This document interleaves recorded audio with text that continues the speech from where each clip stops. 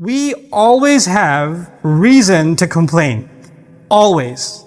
If somebody says, hey, what's on your mind? You say, nothing, I'm okay. No, you can talk to me. All right, here's a list. And then there's a list of all the issues. I mean, it's too hot. I hate, I used to live in California. Now I'm living in Texas. And, you got all kinds of problems. Or money issues, health issues, family issues, personal issues, all career issues, education issues, self-worth issues, self-esteem issues, all kinds of issues. And we're drowning in those issues. And if you were to just take a moment and think about what am I actually thinking about that I should be grateful for, it's actually very hard. It becomes a difficult exercise. I can't really think about anything right now. I'm drowned in the negativity, and it doesn't matter how much knowledge you have. It doesn't matter how long your beard is or how tightly your hijab is worn. This has nothing to do with the outside of our Islam. This is something that's happening inside of our hearts. So you and I could be hufaz of the Qur'an. We could have all the knowledge in the world, but gratitude isn't there because we're always negative. We're always complaining. We're always looking at what's wrong around us. The word shukr has to be understood a little bit deeply also. Shukr is different from hamd. The Qur'an begins with Alhamdulillah. That's where the Qur'an begins. Now the words Alhamdulillah, the word hamd is actually a combination of two things, and I'd like you to remember that. I know I say a lot of things in a khutbah, but a few things I'd like you to keep with you even after you leave. So here's one of those things. Hamd is two things. It's praise and gratitude. It's praise and gratitude combined together. Now what does that mean? When you see a nice car drive by, you praise it. Oh, nice car. You didn't thank the car. You weren't grateful to the car. You just praised it. So that's praise. But when someone gives you the nice car, then you're very grateful and you say thank you. That's gratitude. Sometimes you can have praise without gratitude. It's possible. And sometimes you can even have gratitude without praise. That happens too. I mean, Ibrahim alayhi salam is really grateful to his father. He raised him. But he's not going to praise his father because his father builds idols. So you could praise you can be grateful to someone even though they're not praiseworthy. Musa alayhi salam was grateful to the Pharaoh for raising him, but that doesn't mean he's going to praise him. Those two things don't have to go hand in hand. Sometimes people, when you thank them, they expect you to praise them also. Those two things don't necessarily go together. But with Allah, they always go together. Praise and thanks always go together. This passage is actually not about praise because it's not anihmad lillah. You see? It's anishkur lillah, about gratitude alone. Just being grateful. We're not even getting to the praise yet. When you have gratitude and praise combined, then we graduate to something called hamd. This is even before hamd. This is the starting, the first steps in our relationship with Allah. If you want to get to where you need to be, you need to have a conversation with yourself. I need to have a conversation with myself about what is it that we should thank Allah for. Anishkur lillah. And actually, I told you before, wisdom isn't just beneficial knowledge. It's not just thoughts. It's actually what translates into behavior, translates into outlook, translates how do you perceive things, how do you understand things. You probably heard the phrase a million times. Is the glass half empty or half full? Someone with praise of Allah is going to praise Allah that there's water here. Someone without the shukr of Allah, rather, the gratitude is going to say, why isn't it full? What didn't you bring it from the fridge? Why is this room temperature? All the things that are wrong with it. That's the attitude of someone who doesn't have shukr, right? So this is an attitude that he embodied. And then Allah says, profound wisdom from Allah, وَمَنْ يَشْكُرْ فَإِنَّمَا يَشْكُرُ لِنَفْسِهِ. Because this is Allah's way of telling us that what He's teaching us right now isn't just about Luqman. He says, and whoever is grateful, meaning not just Luqman, whoever learns from this and becomes grateful, then he's only doing so for his own self. فَإِنَّمَا يَشْكُرُ لِنَفْسِهِ. You're only doing it for yourself. The thing is, either I'm greedy or unhappy all the time, right? I'm unhappy with the relationship I'm in. I'm unhappy with my children. I'm unhappy with my parents.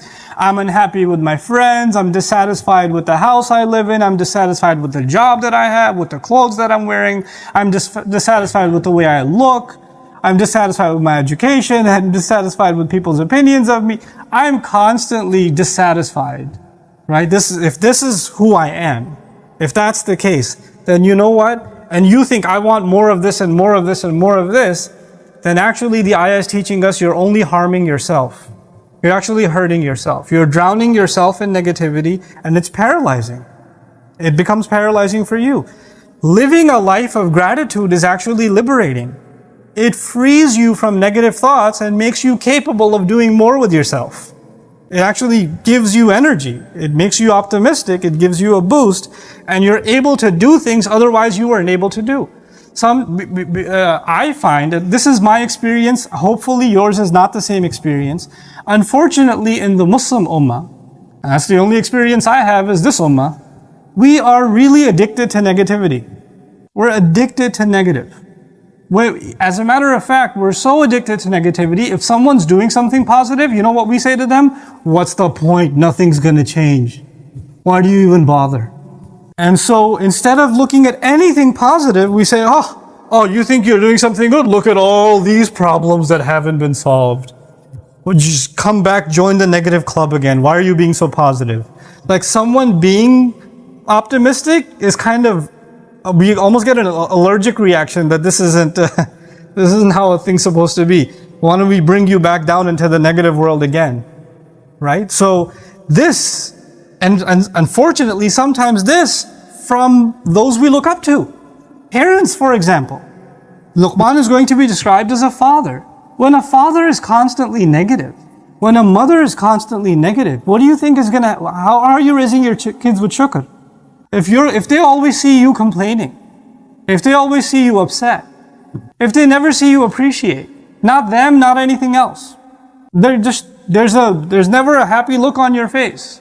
And a lot of people that come up to me and speak with me, a lot of them don't identify themselves as religious Muslims, right? Sometimes people come and meet me and say, I've seen some of your videos and stuff, but I don't really go to a mosque, or I don't, But I said, so tell me about this. Why don't you identify yourself with a religious community? Why do you feel uncomfortable with, people that you think are religious? You know what they tell me? They're always upset. They look angry all the time. How is it that the people that have divine wisdom, which is supposed to translate the wisdom equals gratitude in this ayah? Hikmah, the summary of hikmah, the khulasa of hikmah, the lub of hikmah is what? Is shukr. How is it that someone who's closer and closer and closer to Allah learns more and more and more about Allah's deen is more miserable? As a matter of fact, the more grateful you are, the more positive you are all the time. You just have a positive outlook on everything. And even if you are down, of course it happens, there are moments that we're down, we tell ourselves, what am I going to be grateful for now? And you pick yourself up again. I'm reminded of, Musa alayhi salam. I'm always reminded of Musa alayhi salam. But still, I'm reminded of Musa alayhi salam. He crosses the water. He's with the Israelites. They left their home. They're homeless. There are hundreds and thousands of them. They're homeless in the desert. They have no roof over their heads. There are men, women, children, suffering, crying. Can you imagine the state? Like right now, we're 20 minutes outside in the 100-degree weather in Texas, and we're like, I gotta get inside. These people are living in the desert, outside of Egypt. This is insane. And he's going to give them a khutbah. He's going to calm them down. And what does he say to them? He basically says, the khutbah is, لَإِن شَكَرْتُمْ لَأَزِيدَنَّكُمْ. If you're grateful, I'll give you more. I thought he was going to give them a khutbah about patience. No, he gave them a khutbah about gratitude. And they're like, what am I supposed to be grateful for? Look at the weather, man. Look at how bad the temperature is, my kids. I'm starving. We don't have any other clothes on our backs. Where are we going to get food from in the desert? Grateful? Grateful for what? And if you stop for a moment, grateful for the fact that you weren't just killed, or you didn't just drown, or you're no longer slaves. You're no longer humiliated. Your babies aren't being slaughtered anymore. Your women aren't being allowed to live in degradation. The men of this community don't have to watch their women being humiliated in public. They don't have to do that anymore. You're not grateful? You're complaining? There is always something to be grateful for. There's always something Allah takes you out of, pulls you out of. There's always something that could have been far worse. And so this wisdom is very hard to live by, and if someone does, then the only beneficiary is themselves. وَمَنْ يَشْكُرْ فَإِنَّمَا يَشْكُرُ لِنَفْسِهِ. And this is a profound wisdom from Allah. If you and I can become grateful, then you know what happens? لَأَزِيدَنَّكُمْ. Allah's promise, I'll give you more and more and more and more and more. Allah will increase and give you more of all the good in life. Guidance, health, provision. Everything will start falling into place if you can develop and I can develop gratitude.